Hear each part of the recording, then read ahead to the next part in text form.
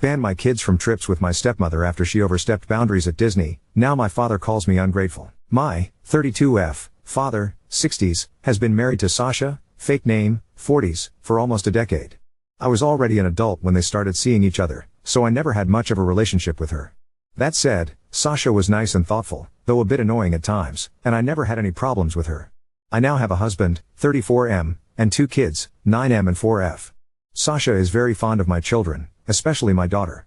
That became very suffocating pretty quickly, so we started setting some boundaries. She never overstepped them. In January, my father and Sasha decided to go on a trip to Disney World, and invited us to join them. We decided to go to celebrate our son's 9th birthday. I quickly regretted coming along. Sasha spent the entire trip fussing over my daughter in ways that overstepped almost every boundary we'd set. Examples include, there were more instances. The final straw for me, however, was the last park day of the trip. We were at Magic Kingdom. My husband suffered a minor injury and I had to take him to the first aid station. The kids wanted to go to the Peter Pan ride, so my dad and Sasha offered to take them in the meantime. However, according to my father, the line was too long. So instead, Sasha suggested the Little Mermaid ride, assuring my kids Ursula wasn't on it. Actually, there's a pretty big Ursula animatronic there. My daughter was still sobbing and hugging her brother when we reunited. When we flew back home, I told my father that we'd no longer take our children on trips with Sasha due to her behavior. He got extremely angry. He said his wife loved my kids, thought about what they'd like to do at every moment of the trip, and that we should be grateful to have her in our lives. I lost my temper at that. I told him Sasha was a fucking creep, and that they should be grateful I was still okay with them even seeing my children after her actions during the trip. We ended up having a huge fight after that. It's been weeks since we returned home, and my father is still angry at me and my husband. Sasha has texted me a few times. She says she's sorry if she made me uncomfortable, but that she loves my kids and hoped to use the trip to spend more time with them. To be honest, I don't think I'm the here. But I do think I might have overreacted. I believe there's a chance Sasha's actions were motivated by love and she truly did have good intentions. Ida? Oop, my son doesn't like Sasha. I'm not sure why, but I think he gets that she favors my daughter. He's also very protective of his sister, so her discomfort could also be a reason. Update 1. As much as Sasha's behavior towards my children angered me and freaked me out, calling her a creep was the wrong reaction to have. That said, I think it's best for my family to distance itself from Sasha for the time being. And at the very least, my previous decision to avoid future trips with her based on the Disney trip is still the best course of action. Sasha's pushiness, tendency to override my and my husband's parenting and blatant favoritism towards my daughter were much worse when the kids were younger. After my daughter's birth, she began to focus too much attention on her and almost none on my son. I gave more examples of that in the comments on my original post. That's the reason we set boundaries in the first place. Her fixation on my daughter also bothers me. When we had the boundary conversation with my father and Sasha, she told us that she'd always wondered what having a daughter would be like. She'd also defined herself as child-free before, so I was never certain what to think of that. Either way, that reassured me and my husband that we were doing the best for our kids. Those boundaries had never been overstepped. Then we went on the Disney trip, and most of them were completely ignored. Many of you pointed out she might have gotten carried away, or that Disney is exciting and she wanted to make sure my kids had the best experience, etc. There are 2 things I'll say to that. The first is that whatever Sasha's reasons were, she still overstepped our boundaries. When we first set those, we told her that doing so would have consequences. Disney or not, I don't see a reason to make an exception. Secondly, she wasn't trying to ensure my kids had the best experience. She was pushing them to fulfill her fantasy of what their Disney trip should look like. She repeatedly ignored my children's wishes in favor of her own, despite them both being very clear about what they wanted and didn't want. Sasha also continually favored my daughter, including during my son's birthday, and fussed over her in ways that made her uncomfortable. And I still haven't forgiven the Little Mermaid thing. My daughter is a bit shy and takes a while to open up to most people, so knowing her trust was broken like that angers me in ways I can't describe. To put it in simpler terms, my children aren't props. And whoever treats them as such will, at the very least, be put in time out. I called my father and Sasha on Saturday. I apologized for calling Sasha a creep, but told them that we needed some time apart. They won't see my family until my younger sister's birthday in late April. If that goes well, they'll be invited to my daughter's 5th birthday party in May. After that, we'll slowly work on re-establishing contact. I also said that if they overstepped our boundaries again, the consequences would be more dire. My father didn't take it well. I don't care. Sasha sent me a text with more apologies, followed by a request to at least FaceTime my kids every now and then. I said no. And to those who said my controlling behavior ruined the trip, my kids had an amazing time at Disney World. They're both still talking about it. My daughter keeps asking us to put her pictures with the characters she met up and the wall, and my son says he had the best birthday ever. Update 2. Last time I posted here, I mentioned that my father and Sasha wouldn't see my children until my younger sister's birthday. The party took place last weekend, and we didn't attend. These 2 months of NC worked fine, but not great. My father respected my wishes, to my surprise, but Sasha kept trying to find ways to talk to my children. She'd call me under the guise of needing to ask me something, only to later say, "By the way, are the kids around? I want to say hi."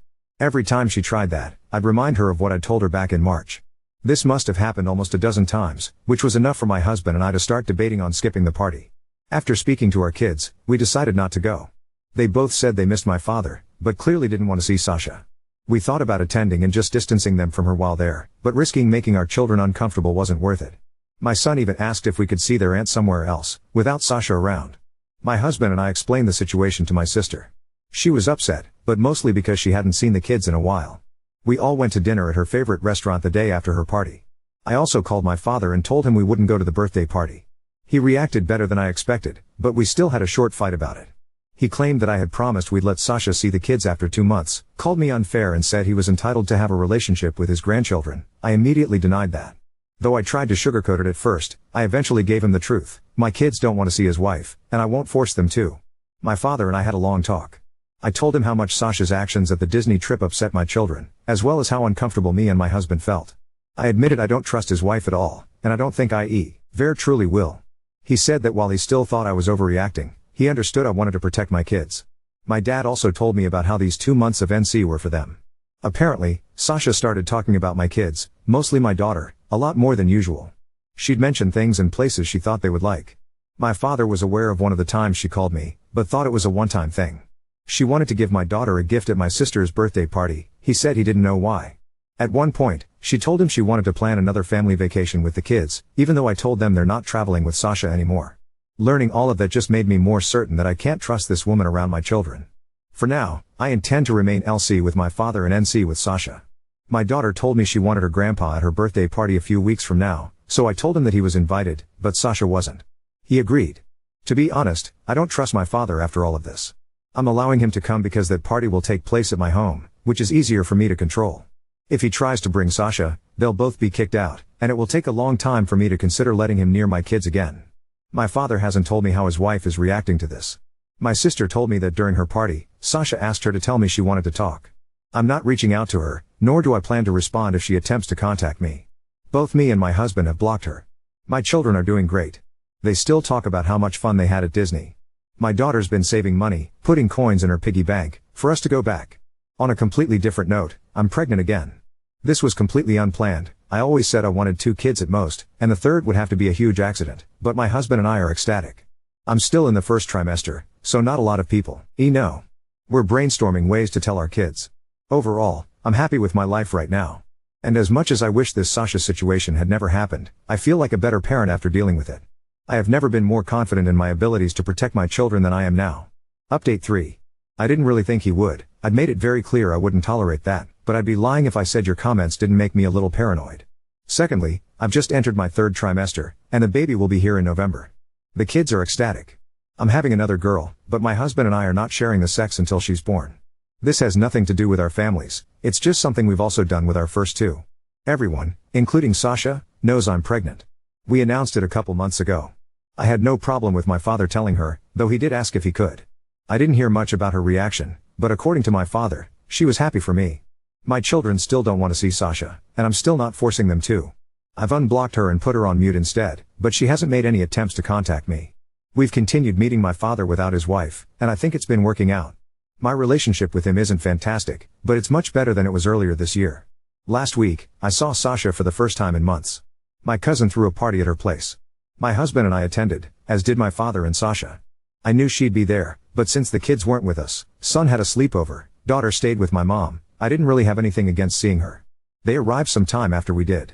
My husband and I spoke with them for a few minutes, and it was less awkward than I expected. Sasha asked me about the baby's sex, and I told her we weren't telling anyone, which, again, is what we've always done. About 20 minutes later, my father told me they had to go. I thought it was weird that they were leaving so soon, but I didn't think much of it at the time. He called me a few days ago, and we spoke for a long time. My father is difficult to talk to, so the following is what I gathered from the conversation. He said they left early because Sasha was holding back tears after she saw me. She was sobbing by the time they got to the car. They later had a discussion about it, and Sasha admitted she wanted kids. She married my dad knowing he didn't, but hoped he would change his mind. Apparently, when my son was born, Sasha tried to drop "I want one" hints to my father. He didn't notice it, so she gave up. According to my father, Sasha told him she loved my kids equally, but my daughter was special, because she always imagined herself as a girl mom. That's also the reason why she became such a suffocating presence when my daughter was a baby. When my husband and I started setting boundaries, Sasha realized she was overstepping and agreed to abide by them. To her credit, I think she did a mostly okay job back then, but the favoritism was still obvious enough that my son noticed it. The trip we took was a turning point because Sasha's dream of having a daughter included taking her to Disney World and having her do all the things she liked to do there when she was young. She told my father that having my daughter there was so exciting that she forgot everything I'd said about not overstepping. Sasha wanted a mother-daughter trip, and tried to use my child for it. Sasha said she regretted her actions during the Disney trip, but only because she lost access to my children due to them. And seeing me at the party, all pregnant and pretty, my father's words, not sure she actually said that, was what drove her over the edge. I remember reading some comments theorizing that this was what was going on, but I still didn't really expect this. My father said he was telling me all this because his wife wasn't doing well, and he'd understand if I wanted to keep my kids away from her. Didn't expect that, either. I don't know what the future of their relationship will be, and I don't think my father does either. All I know is that if Sasha still wants to have kids, it almost definitely will not be with my father. Before all this, I was pondering about my third child's future in relation to Sasha. Now, I sincerely don't want her to be a part of my baby's life. This isn't a final decision, but I've been speaking to my husband about it, and he agrees with me. I don't think she's a bad person. I got some baby stealer comments on my previous update, but I don't think that's what's happening here, either. But if the Disney trip proved anything to me, it's that Sasha is willing to be extremely selfish and disrespectful to get what she wants, even when my kids are involved. A couple months ago, my husband and I had a conversation with our son about the subject. He told us he dislikes Sasha for 2 reasons. She favors his sister and she doesn't listen to them. Honestly, that's all I need to know. Looking back at my own childhood, I feel like I was never allowed to have boundaries. I was always expected to put my schedules and preferences aside for others. It's important to me that my children don't go through that. If they don't want to see Sasha, they don't have to. I think that's all I want to say here. I'm doing well. I actually got some great news from work recently. My kids are thriving, and I'm excited to meet my third baby. Now on to second story. Sister-in-law stole our fake baby names by sneaking into our nursery, unknowingly naming her son one of them, and now feels trapped. So I 33F have been married to my husband Kevin, 35 male, for 5 years. We have a 3-year-old daughter and I'm currently pregnant with twins, M and F. My Bill Terrence, 38M, has been married to his wife Jess, 39F, for 7 years. Jess and I are total opposites. Jess is an extrovert. She's kind of loud, boisterous and some would even say abrasive. I am an introvert. I'm not quiet or shy, but I am reserved. I'm also very observant. The first time I met Jess, I told Kevin that we would be like oil and water. We have never been overtly hostile towards each other but also have never gone out of our way to bond. Unfortunately Terrence and Jess had fertility issues for several years before finally having their son a couple weeks ago. Prior to this, Jess was very odd towards us when I was pregnant with our daughter. The best way to describe it is hot and cold. One minute she pretended like she didn't care while we were talking about it at family gatherings, the next she was volunteering to throw the baby shower. I gave a firm no to that. We both assumed the behavior was because of their fertility issues and didn't think too much of it. But the strangest thing she did was almost demand to know what we were naming our daughter before we announced it. She asked us constantly after our gender reveal and got visibly annoyed when we just laughed her off and said it was a secret. We couldn't understand why the hell she cared so much as she was not expecting it this time. Regardless, we didn't share the name with anyone.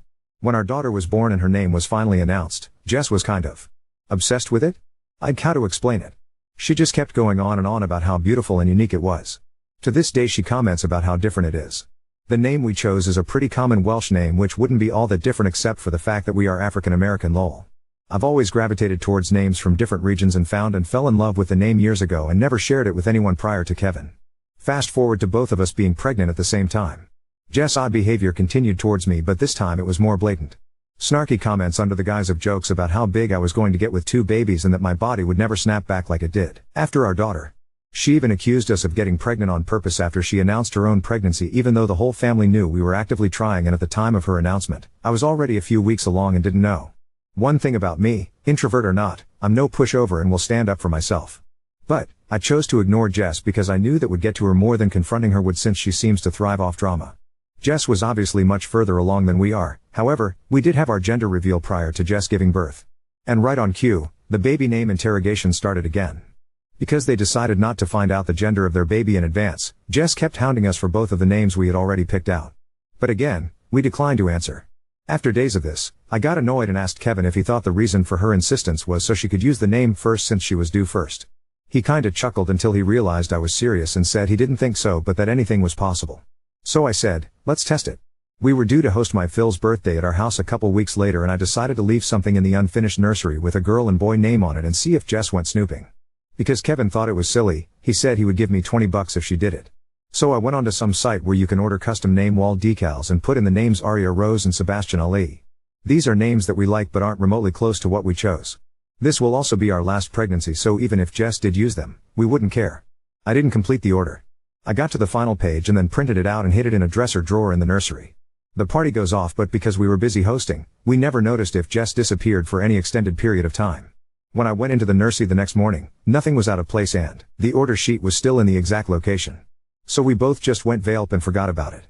I did however notice that Jess never asked us about the names again. Then Jess gives birth. We went to the hospital to give our congrats. When we go in and see the baby, I asked what his name was and man, I cannot properly explain the shit-eating grin that came over Jess' face as she says Sebastian Ali.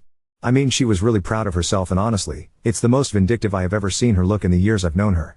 But instead of reacting how she was expecting, I put on a performance like I had graduated from Juilliard. That's such a great name. He's so cute, look at his whittle face. Oh, I just love him so much. Welcome to the world, Sebastian.